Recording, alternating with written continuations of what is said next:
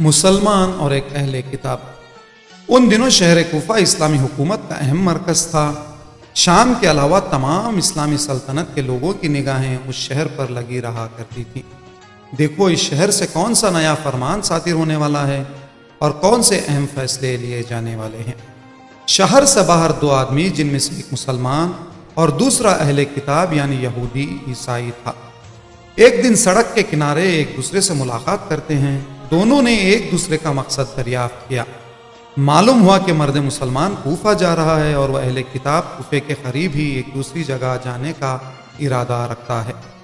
دونوں آدمیوں نے یہ طے کیا کہ کافی دور تک ہم لوگوں کا راستہ ایک ہے، لہٰذا ایک ساتھ ہی سفر کریں گے تاکہ باہمی گفتگو کی وجہ سے راستہ آسانی سے طے ہو جائے۔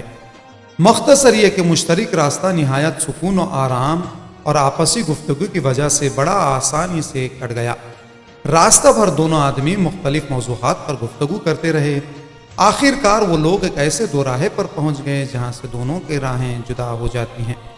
تھوڑی دیر بعد جب اس اہل کتاب نے پلٹ کر دیکھا تو حیران رہ گیا۔ اس کا مسلمان دوست کوفے کی طرف جانے کے بجائے اس کے پیچھے پیچھے چلا آ رہا ہے۔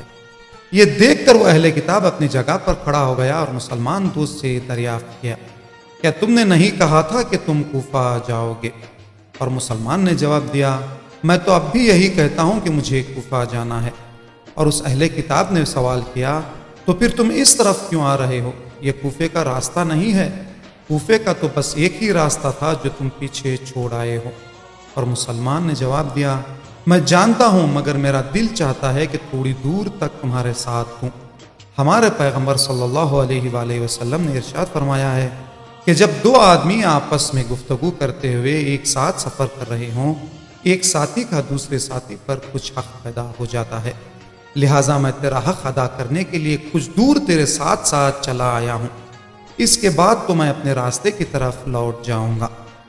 اور وہ اہل کتاب کہنے لگا، تمہارے پیغمبر نے لوگوں پر اپنا اتنا اثر قائم کر لیا تھا، اب سمجھ میں آ رہا ہے کہ یہ ان کا اخلاق تھا جس کی وجہ سے اسلام اتنی تیزی سے پھیلا چلا گیا۔ اس وقت سے اہل کتاب کو بڑی حیرت ہوئی جب اسے یہ معلوم ہوا کہ اس کا مسلمان دوست اور ہم سفر کوئی اور نہیں تھا بلکہ خلیفہ وقت حضرت علی ابن ابی طالب تھے۔ تھوڑی ہی دنوں بعد وہ اہل کتاب مسلمان ہو گیا اور حضرت علی کے وفادار اور مومن ساتھیوں میں سے شمار کیا جانے لگا۔